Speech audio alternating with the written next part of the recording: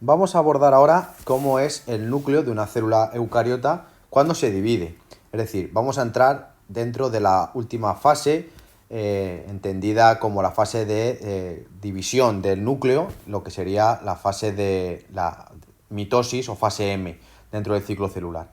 Entonces, en primer lugar, lo que tenemos que entender es que el núcleo se desorganiza, tal y como lo habíamos visto en la parte de la interfase.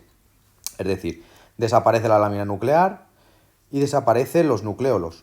De alguna manera lo que está ocurriendo es que todo el contenido del núcleo se va a mezclar con el contenido del citoplasma, con el contenido del citosol. Incluso todo el ADN y todos los componentes que formaban parte del nucleoplasma.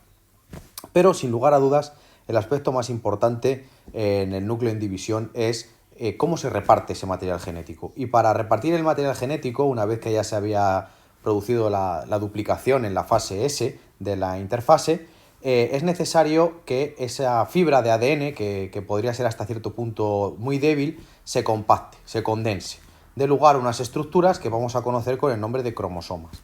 Luego, en el fondo, los cromosomas no son nada diferente a lo que ya habíamos visto en la cromatina, en cuanto a que está formado por ADN y proteínas en torno a los cuales se enrolla, las histonas. Pero lo que sí que tenemos aquí es un muchísimo mayor nivel de comportamiento, de empacamiento.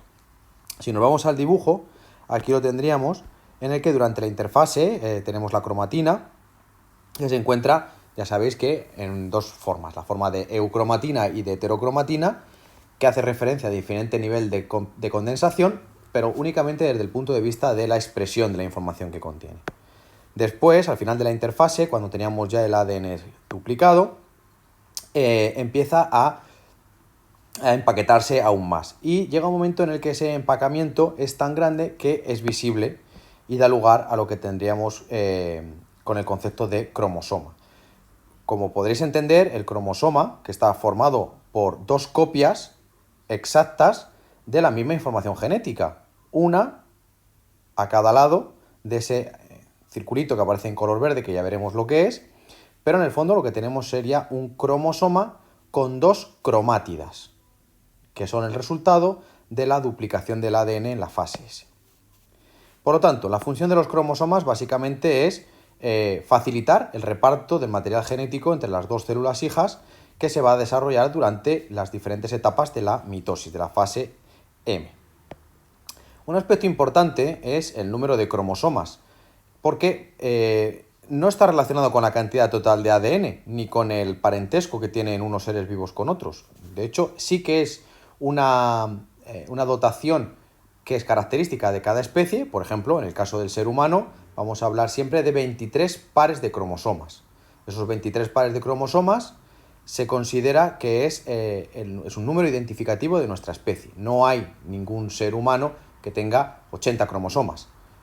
Pueden darse casos de alteraciones cromosómicas que desembocan en enfermedades, como ocurre, por ejemplo, con el síndrome de Down, que debido a un problema durante la división genera individuos en los que en lugar de tener 23 pares de cromosomas, pues tienen los normales más un cromosoma en uno de los pares, que da lugar a lo que se denomina una trisomía y por lo tanto es una enfermedad. Pero, salvo esos casos, como decíamos, siempre son los mismos.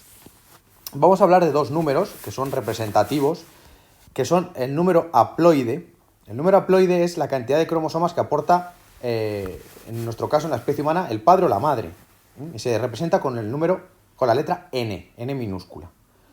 En nuestro caso, en nuestra especie, estaríamos hablando que N vale 23. Es decir, el padre aporta 23 cromosomas y la madre aporta otros 23 cromosomas. De manera que el número diploide, que se designa como 2N, es la dotación cromosómica que tiene cualquiera de nuestras células. ¿Por qué? Porque 2N es igual a 46. N, 23 del padre, N, 23 de la madre. ¿Qué células tienen estas 46 cromosomas en 23 pares? Las células somáticas, las que no intervienen en la reproducción. Es decir, una célula de la piel, una célula del epitelio de la córnea, una célula del folículo piloso. Todas ellas son diploides, todas ellas tienen dos juegos de cromosomas. Un cromosoma un juego de cromosomas que procede de la madre y un juego de cromosomas que procede del padre. Pero tenemos otras células, que son las células germinales, que son las que dan lugar en última instancia a los gametos, a las células reproductoras, que tienen la mitad de información. ¿Por qué es esto? Pues porque os podéis imaginar que si nosotros juntamos una célula de 23 y otra célula de 23, el resultado es un individuo de 46. Pero si esto no fuese de esta manera y todas las células tuviesen 46 cromosomas, tendríamos al final que cada generación tendría más cromosomas. Es decir, si imaginaros, la primera generación tiene 23 el padre y 23 la madre, luego el hijo tiene 46. Pero ese nuevo individuo, si no se produjese esta diferenciación, tendría 46 cromosomas, sus células germinales, y si tuviese hijos, su madre tendría otros 46. Luego ya no tendríamos ese nieto ya no tendría 46 cromosomas, sino que tendría 92. Se produciría un aumento exponencial en el número de cromosomas. Y eso serían aberraciones genéticas y no sería viable. Bien, estamos hablando todo el rato de los cromosomas del padre, los cromosomas de la madre. En el fondo, los cromosomas del padre y los cromosomas de la madre contienen información para los mismos caracteres. Es decir, vamos a tener cromosomas que contienen información para el color de pelo. Vamos a tener cromosomas que contienen información para el color de ojos. A los cromosomas que tienen información para el mismo carácter se les denomina cromosomas homólogos. Por lo tanto, nosotros tenemos para el color de ojos información procedente de nuestra madre e información procedente de nuestro padre, contenido en cromosomas homólogos. Luego, por eso no somos exactamente igual a nuestro padre o a nuestra madre, sino que tenemos aspectos que ya veremos cómo se heredan, pero que están contenidos en pares de cromosomas, unos procedentes de cada uno de los parentes.